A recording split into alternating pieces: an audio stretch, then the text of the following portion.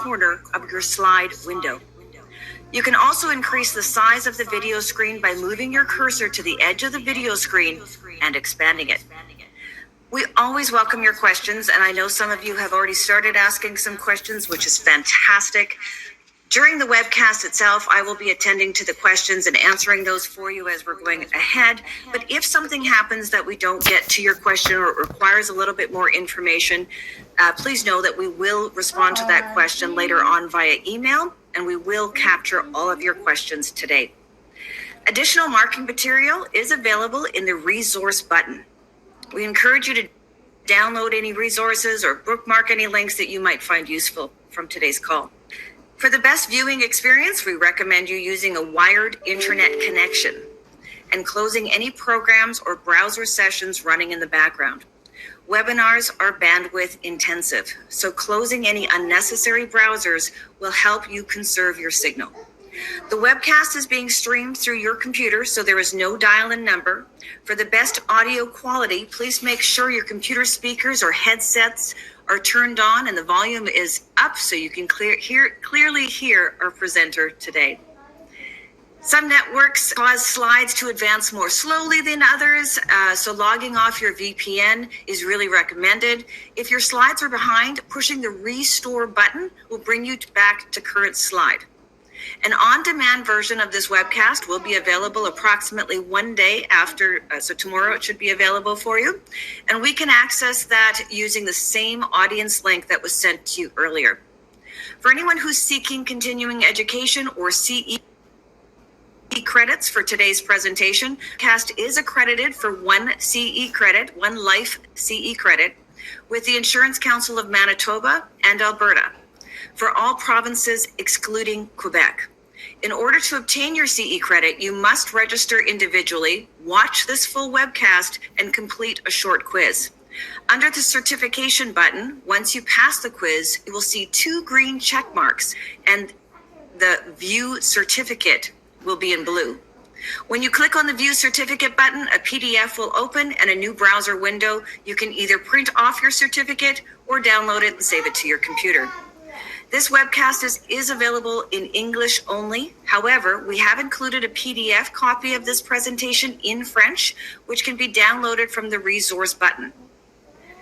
Now that we've covered all the housekeeping items, let's get on with today's webcast. Today's webcast is all about First Home Savings Account, or FHSA. Equitable Life launched the FHSA just over 2 weeks ago, and we are thrilled to be the leader in the insurance industry by being the first to offer this product to you and your clients. I know you're all excited to hear about the FHSA, so it is my pleasure to introduce our speaker today, Aaron Barabbas. Aaron's been with Equitable Life as a regional investment sales manager for just over 8 years and is one of our most experienced wholesalers across Canada. So it's my absolute pleasure to introduce Aaron. Welcome, Aaron, and all to you.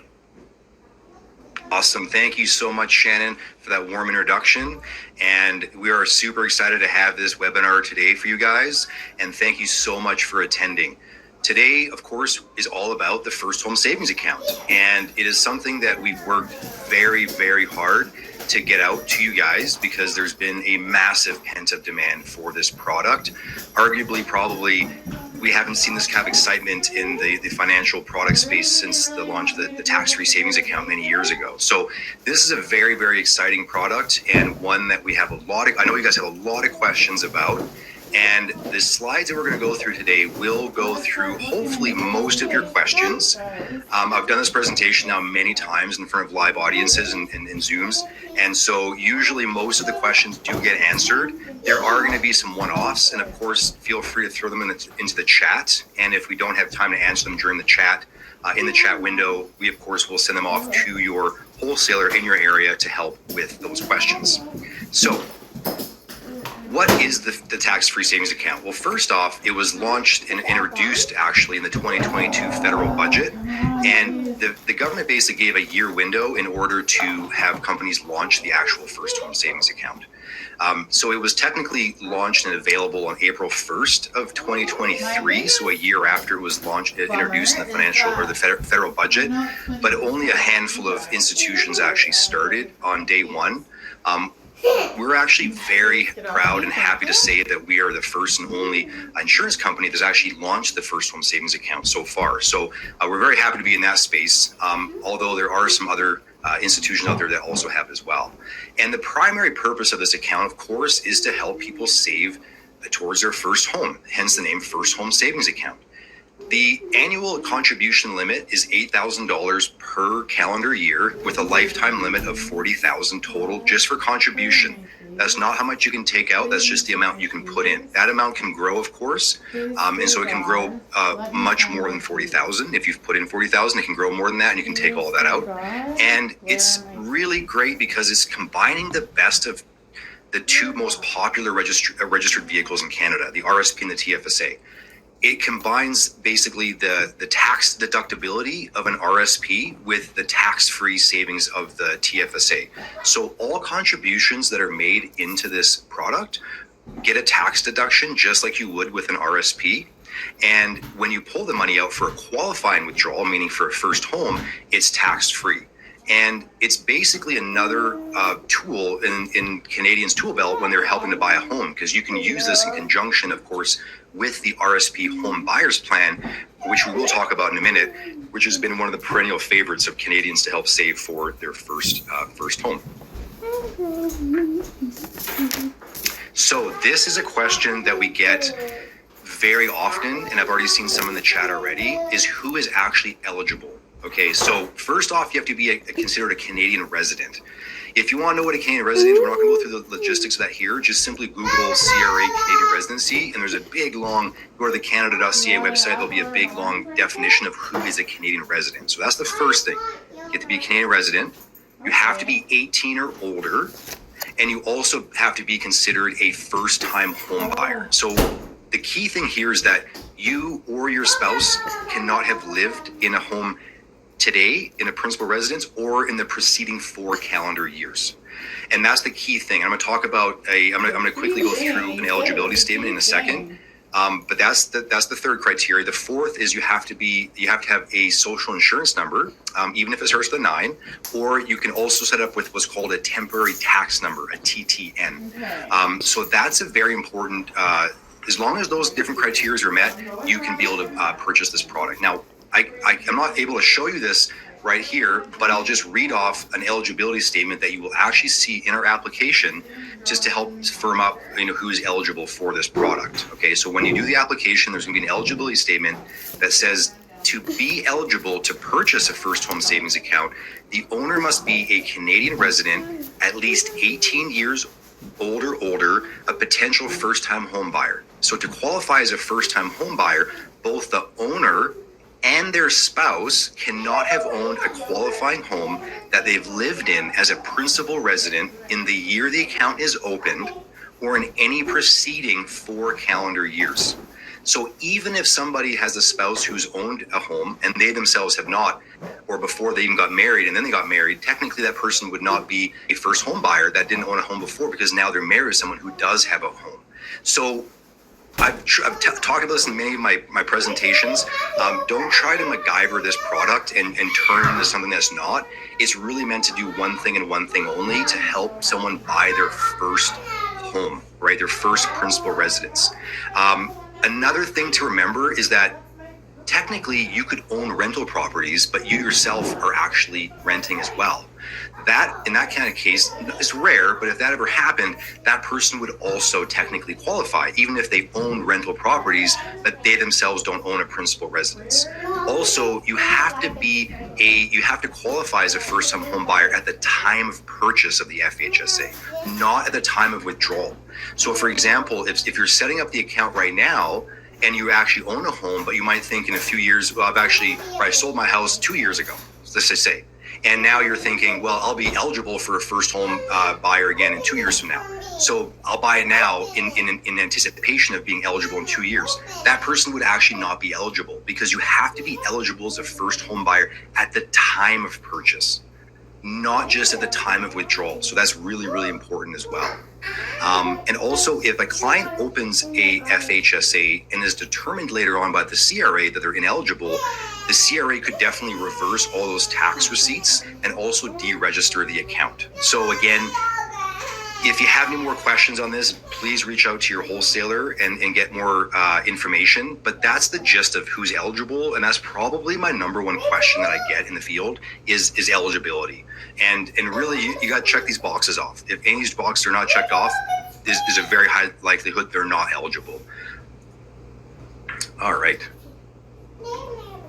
So, and again, that statement I was reading off is actually in our application. So when you open up Easy Complete and go to the FHSA application, that statement of eligibility is actually the very first step, and you're going to have to answer yes or no. If you answer no, you'll actually be kicked out of the application, basically saying you're not eligible. You can't even move on, right? So that statement is right there front and center. All right. So the participation period. When you open this account, there's 4 things that will actually close the account. So the first thing is they actually take money out of the FHSA to purchase a new home. That's called a qualifying purchase. So that will close the account when you do that. Also, you can cash this account out whenever you want. The problem with that, of course, is that it's going to be fully taxable because that's called a non-qualifying withdrawal. So if you take money out, there will be taxes withheld in the same tax withholding rates as you would with an RSP, right? So again, you can take money out at any time, but it would be fully taxable.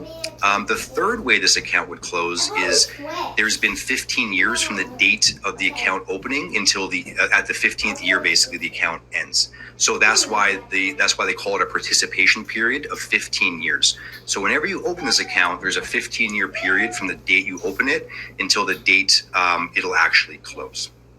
And the fourth way this will end is if the client turns 71. So if any of those 4 things happen, that can close the account. Now, obviously, you could technically, in point number 2, you could take out a portion of it and it wouldn't close the account, right? It's only if you close the account completely that it might, then it would close the actual account.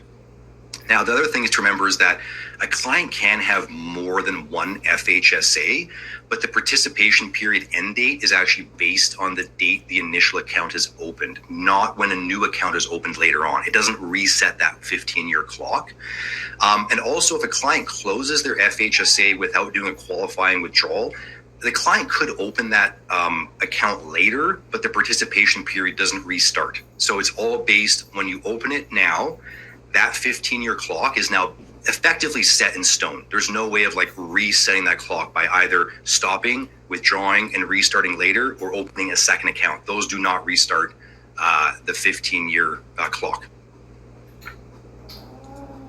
And according to the CRA, the actual participation period begins when the account is opened, not when the actual first deposit goes into the account. So, for example, if you were to open the account in 2023, but you don't make your first contribution until 2024, the participation period of 15 years actually starts in the year 2023. So in this example, it would actually end on the end of the year, December 31st, 2038. So 15 years from the date the account is actually opened.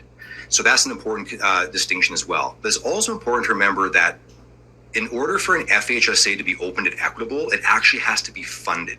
In other words, you can't just open it in 1 year and fund it in the subsequent year. And I'll talk about in a minute some of the ways that you can fund these accounts and also the actual time frame. But basically, once an account is opened, you're going to have to fund it very quickly within a few weeks of the account being opened. After there's going to be a certain number of time where we're going to say, hey, there's no money in this account. We're going to have to ask you what's going on. You're going to fund it. You can't just open it, say now in September, and then wait until 2024 and expect it to still be open. We'll have to close it because of administration rules. So the contribution room, again, like I was mentioning earlier, is $8,000 per calendar year. Now, it starts in the year the account is opened. You don't retroactively get room from previous years. And so that's why it's so important to open these accounts as soon as possible for your clients so that they don't miss out on earning that room. So the $8,000 starts in the year the account is opened. Any unused room does get carried forward from 1 year to the next. Okay. And another important point here is that a client does not need to have RSP contribution room in order to open and contribute to an FHSA. The RSP room that they may or may not have has nothing to do with their first home savings account. They're completely and utterly distinct from each other. So again, I'll say you don't have to have any RSP room at all to open this account. All you need to have is those qualifications I was mentioning in the previous slide. As long as they're qualified to open the account, they can open it and they will get the $8,000 beginning in that year. And I didn't mention in the previous slide, of course, it goes without saying that you could have a husband and a wife that both qualify. They can each open their individual accounts. Husband can open one for $8,000, and the spouse can open one also for $8,000. So they can each have one. Each spouses can have $8,000 each, of course, and they can keep growing as accounts. So they're individually owned accounts. So let's use an example to kind of talk about the contribution room. If someone, say, put in only $5,000 in the first year, and then in the second year they would have $11,000 because the $3,000 would carry forward from the 2023, 2024, and then they would have a new room of $8,000. So in 2024, Fareed would have $11,000. The thing, though, to remember, and this is very important in that blue little bubble there on the right, very important. You can only carry forward a maximum of $8,000 from one year to the next, which means that in any given year, you can only contribute a maximum of $16,000. So again, the maximum carry forward room cannot exceed $8,000. So in the first year, obviously this is the first year, no one can contribute more than $8,000. Next year, however, if there's any carryover room, it'd be the maximum of $8,000 plus the new room of $8,000 next year for $16,000. The third year after that, again, also $16,000 would be the maximum. Now, the thing is, you don't lose, in this example, say in the year 2025, it doesn't mean that the client loses that room that they might have had. It basically means that they're going to have to wait an additional calendar year to earn more room. Let's use another example to kind of firm this concept up. So let's just say Samantha does only $1,000 in the first year and then $1,000 in the second year. Now you might think in year 3, does she have $14,000 of previously unused room plus the new room of $8,000 for a total of $22,000? And the answer is no, right? The maximum for Samantha in year 3 would only be $16,000. Now it doesn't mean that that additional amount, that $6,000 difference between the 22 you might think she has versus the actual 16 she does have, it doesn't mean that room is gone forever. It just simply means that she's going to have to wait for another calendar year to earn another $8,000. Remember, you have a maximum of $40,000 contribution, and it can be done anytime over a 15-year participation period. It does take 5 years to fully fund if you were to max out every single year. Obviously, 8,000 times 5 is 40,000, but it doesn't mean that you have to max it out in 5 years. You can max it out in 6, 7, 8 years, 10 years. It doesn't mean, but obviously, if someone really wants, they're gung-ho about it and they want to max it out, yes, it would take 5 years to fully max out. But of course, if they don't have the amount to do it, they can still open these accounts, carry forward a maximum of $8,000 from one year to the next, and then simply wait for additional years to contribute, assuming they haven't actually already bought a home at that time. Okay, so unlike a TFSA, like I was mentioning earlier, the contribution room doesn't actually accumulate until they actually open the account. So say, for example, if a client opens his account in the year 2024, they don't get the room for 2023. And that was actually one of the big considerations that we were feeling when we wanted to launch this account. We really wanted to get this account out as soon as we could, because we know how important it is for Canadians to start saving for their first homes as soon as possible. And so that's the reason why we wanted to get this account out, so that they would get that room starting in 2023. Again, you get the full room of $8,000 for the year 2023. It's not prorated. So you get the full room the second you open that account right now in 2023. And that way, if we were to, if you were to wait until 2024, unfortunately, you don't get the room, the back room, right? Like you do with the TFSA. So TFSAs are different. You could have someone right now who's like older, who's never put money into a TFSA. They would get all that back room, the instant, like automatically, no matter what, they'd have it all. In this case, you don't get the back room. Also, unlike a TFSA, if a client withdraws money from their FHSA, unrelated to a home purchase, the client actually does not get that room reinstated in the following year. So remember, with the tax-free savings account, if a client takes money out, dollar for dollar, they actually get that money back in January 1st of the next calendar year, which is a great feature of the TFSA.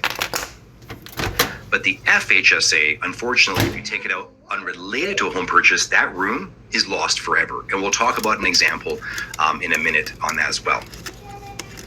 And also, once a client opens their FHSA, that contribution room will appear on the notice of assessment, which they get every year if they file taxes. And also, they will, of course, can log into the Canada.ca, their MyCRA account, and they'll be able to see the room there as well. Now, if a client says to you, you know what, I don't have a lot of money right now to open this account. I just, you know what, like I want to open it. I just don't have much. Just as a reminder with Equitable, to open an FHSA, our account minimum is the exact same with every other account that we have. It's either $500 lump sum or an ongoing pre-authorized debit of $50 per fund per month deposit. So as long as your client can do at least $50 a month, just to get started, at least they open the account and get that room started, and they can carry that room where they don't use next year. And maybe then they might have more money to contribute. So as little as $50 a month or $500 lump sum, they can open this account and get started. And those are the administrative rules for any account with Equitable. Now, if a client does over contribute, the one, I guess the nice thing to hear, not nice thing, but the easy thing to remember is that the excess contribution penalty is the exact same as it is with TFSAs and RSPs. There's a 1% charge on the excess contribution for each month or part of a month the client has over contributed. And the client normally would cease to be an excess contribution by January 1st of the following year. And that's because, of course, they would get new room, and it would be, unless, of course, they did like a massive contribution, then typically if it was just a little bit over, usually that room from next year, which they would automatically get, would usually absolve them of that excess contribution. Now, you have to remember, financial institutions don't track the over contributions. They're actually really, it's up to the client to really go through and make sure that they're actually looking at what they're putting in, taking out. That's where the Canada.ca website is very helpful. Same with TFSA, same idea. Of course, that's not a real time. It's very static as a certain point of the year. Typically, in the first part of the year, all financial institutions report any deposits and withdrawals to the CRA, and they kind of just post it one time a year. So it's not the most, it's not very real time, but at least they can look at what they've put in and put out on these accounts so they can know where they're at. But it's really up to the client to know where they are and not over contribute. No financial institution will let them know, oh yeah, you've over contributed. We're not going to say that because we're not keeping track of that. Also, the clients will be notified by the CRA if they do contribute in excess of their maximum contribution room, and then they'll obviously have to take steps to rectify that. So just as a quick example, if you are going to be doing, if someone does accidentally over contribute, say for example, someone puts in $10,000 in October of 2023 in year one, so they've over contributed by $2,000, right? Because they can only put in $8,000, they put $10,000.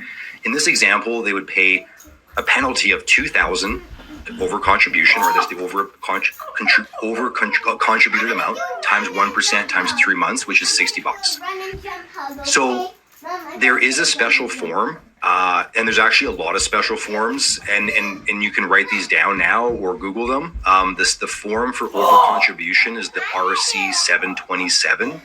And anytime you see the form that starts with an RC, that's in relation to the FHSA. And so, yeah, the RC 727, that is a form used specifically to withdraw excess contribution from an FHSA to bring them back down to normal. This form can also be used to transfer an excess contribution to a client's RSP or RIF instead. So say hypothetically they put in too much, you can actually use that same form, the RC 727, to move the excess into an RSP or a RIF, or cash it out. Now, one of the really cool features of this registration vehicle is that you can actually transfer, of course, FHSA to another FHSA. That's pretty standard, right? You can always move from one registration vehicle to another. But you can also move from an FHSA basically to an RSP. So if a client no longer plans to use their FHSA to purchase a new home, they can actually move those proceeds on a tax sheltered basis into their RSP. They don't have to have RSP room to do it. It doesn't impact their RSP room in any way. Okay, I'll say it again. It doesn't impact their room at all in their RSP. So this is great for somebody who's like thinking, well, you know what? I opened it because I'm eligible and I might buy a home at some point, but maybe I've changed my mind and now I don't want to buy a home anymore. So now they shift it out of the FHSA. They don't want to be taxed on it. And you basically move it to your RSP on a tax sheltered basis. Again, doesn't impact your RSP room in any way whatsoever. And on the flip side, you can actually move RSP proceeds can actually be transferred over into the FHSA using a special form, another RC form here, the RC 720. This is a form that's specifically used to move RSPs, existing RSPs anywhere, whether it's with Equitable or another company, into the FHSA. A cool thing is that with our Easy Complete application, if you're doing an external transfer from another institution over to Equitable, that RC 720 is actually baked right into our application, which is really cool. And you can do a digital signature if you wish, or you can print it, which is awesome. So we already baked that form into our FHSA Easy Complete application. And of course, if you do move RSPs over to an FHSA, it is done on a tax sheltered basis. So there's no new tax receipt issued because they've already got it when they put the money initially, whenever that was, into the FHSA. So again, if a client is unsure on whether or not they're actually ever going to use the FHSA in the future to buy a home, you know, it still could make a lot of good sense to continually use this product to max it out, because in the future they can move that money into their RSP, and effectively it's almost like getting an extra $40,000 of RSP contribution room, because you don't, again, it doesn't impact your RSP room in any way at all. So theoretically, if again you have to qualify to open this account, you would not open this account and cannot open this account, I'll stress it again, if you are currently a homeowner of a principal residence.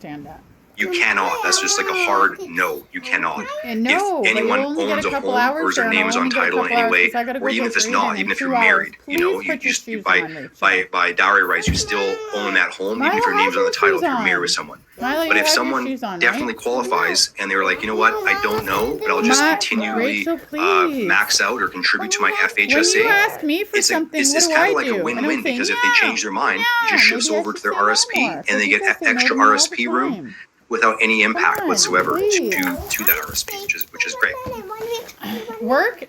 Okay, mommy gets to work from home, but today I didn't do any work directly, say, to a, because I had to an to look for my RSP and then keys. That's not your transferring it to fault. an FHSA versus going If I don't directly work, to we don't have the food. FHSA. Okay, So in mommy both cases, needs to the make client food, would get okay? a tax deduction Money on that initial equals contribution. time, money But the difference equals... here is that Rachel, come depositing on, directly let's to go. the FHSA does Money not equals affect me helping the client's people, RSP please? room.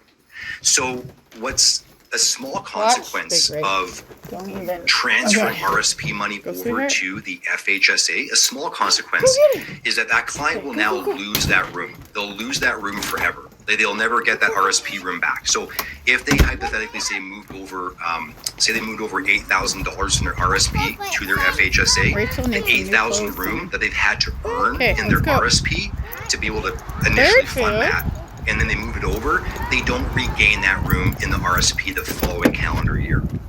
Right? So that's a small consequence, but of course, you know, if the intention is to pull this money out for a first home and they can't find any other funds to put into their FHSA, it could make a lot of sense to move it over anyway into the FHSA, because of course, as we know, if it's a qualifying withdrawal for a first home, it's tax-free, which is awesome, right? So small consequence. If I were, you know, my personal opinion, if someone had money in an RSP and a TFSA, I'd probably choose the TFSA to move over into the FHSA. And that's only because with the tax-free savings account, as we know, you regain that room the next year, or with the RSP, you don't. But everyone's situation is different, so you have to work with what you have and figure out the best solution for your client. So, what has been the perennial favorite for all Canadians for a long time now? Well, of course, it's been the home buyers plan through the RSP.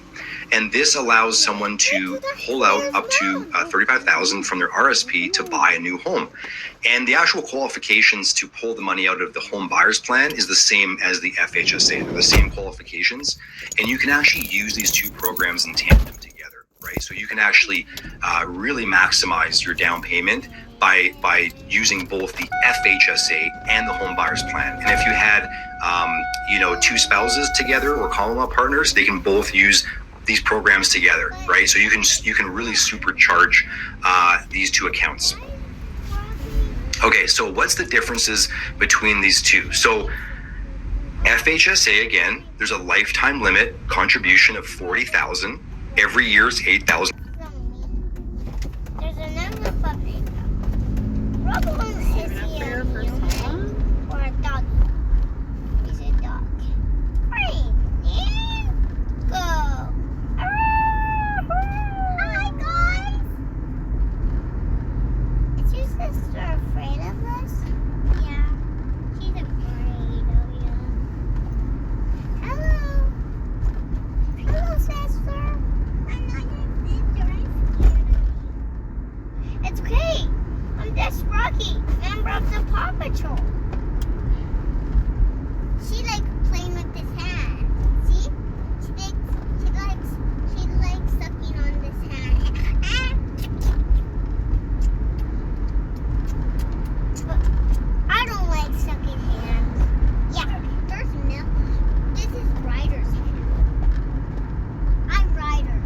Well, this is Ryder's glove.